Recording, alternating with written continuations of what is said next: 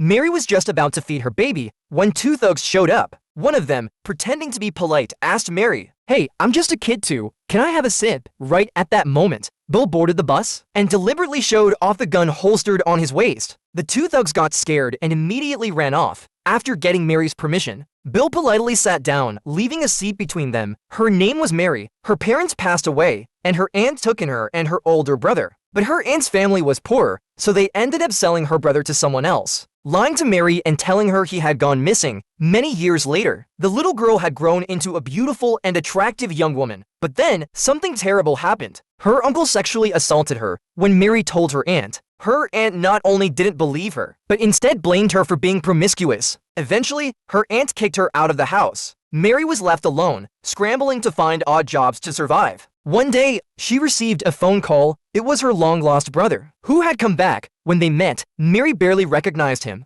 but she was so overwhelmed with emotion that she burst into tears. She moved in with her brother, who was already married. Her glamorous and kind sister-in-law treated her better than her own sister, even teaching her how to dress up and take care of herself. Mary finally felt the warmth of family again. However, the walls in her brother's house were thin, and every night she could hear her brother and sister-in-law being intimate. At first, Mary felt extremely awkward, but gradually, she couldn't help but eavesdrop, even climbing up to peek through the cracks in the wall. The scenes she saw made her restless and agitated. When her sister-in-law had to travel abroad for work, Mary and her brother were left alone in the house. After being stirred up for so long, Mary started to develop feelings for her brother. One night, Mary mustered up the courage and pulled her brother into her room. Her brother, young and impulsive, couldn't resist the temptation. From then on, their relationship changed, and they began living a secret life together, completely replacing her sister-in-law's role. But not long after, Mary discovered she was pregnant. To keep it a secret from the neighbors, her brother sent her back to their hometown to give birth alone. He then returned home, but after he left, he never came back, not even once to see the child. This broke Mary's heart, and she spent her days crying as she told this part of the story. Mary couldn't hold back her tears. Bill, sitting beside her, felt heartbroken and began introducing himself, mentioning that he was single and worked as a sailor. When Mary heard the word sailor, her face immediately changed. Not long after her child was born, a massive typhoon hit her hometown, forcing Mary to go to the city to find the baby's father. But she had no money and couldn't afford a boat ticket. When she snuck onto a ship, she was caught by the crew. Mary begged them to let her go, but the sailors showed no mercy.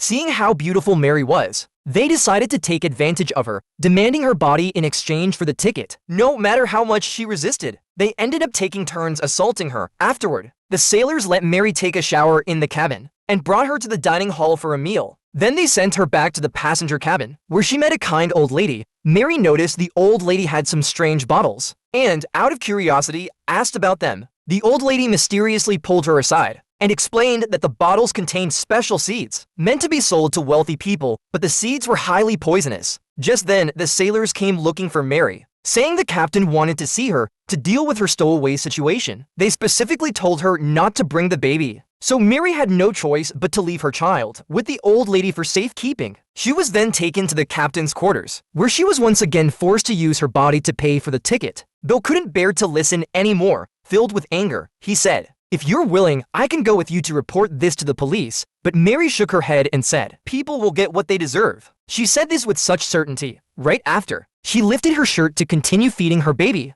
Bill glanced over, feeling a bit embarrassed, and quickly turned his head away. At that moment, heavy rain caused a landslide ahead, forcing the bus to stop on the road. It seemed they would have to stay at a nearby hotel for the night. During dinner, Bill was very attentive, buying Mary a bowl of chicken soup, saying that drinking chicken soup helps with lactation.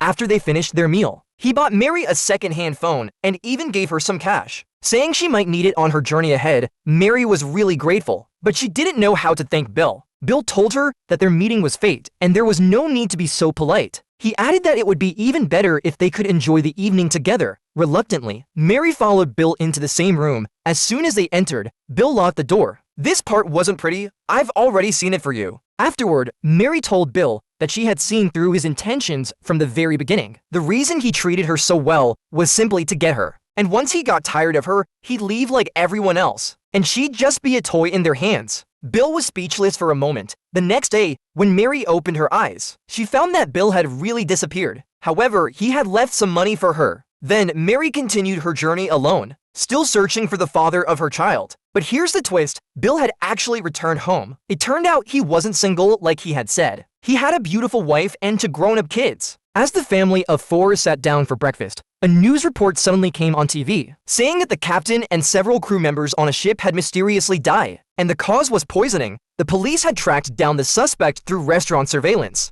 and it was Bill's wife. When she saw the footage, she was stunned to see her husband with that wanted woman. Bill was completely shocked. Then his wife found several suggestive texts from Mary on Bill's phone. The couple was in the middle of a heated argument when the police suddenly showed up at their door and arrested Bill. It turned out that after being harassed by the captain on the ship, Mary had developed extreme thoughts and asked the old lady for poison seeds. Mary pretended to bring the captain some wine, but while they weren't paying attention, she poured the poison into the drink. Once the ship docked, the captain and several crew members died from poisoning, and Mary took advantage of the chaos to escape. Later, she ran into Bill on a bus and thought she had met a good person. But little did she know, Bill was just as much of a lecher. That night, after Bill fell asleep, Mary sent flirtatious texts from her own phone to Bill, creating the illusion that they had known each other for a long time. The police quickly tracked them down. Mary confessed everything, saying that Bill had given her the poison and that she had been tricked by him. After searching Bill's bag, the police did indeed find the poison seeds, which Mary had secretly placed inside.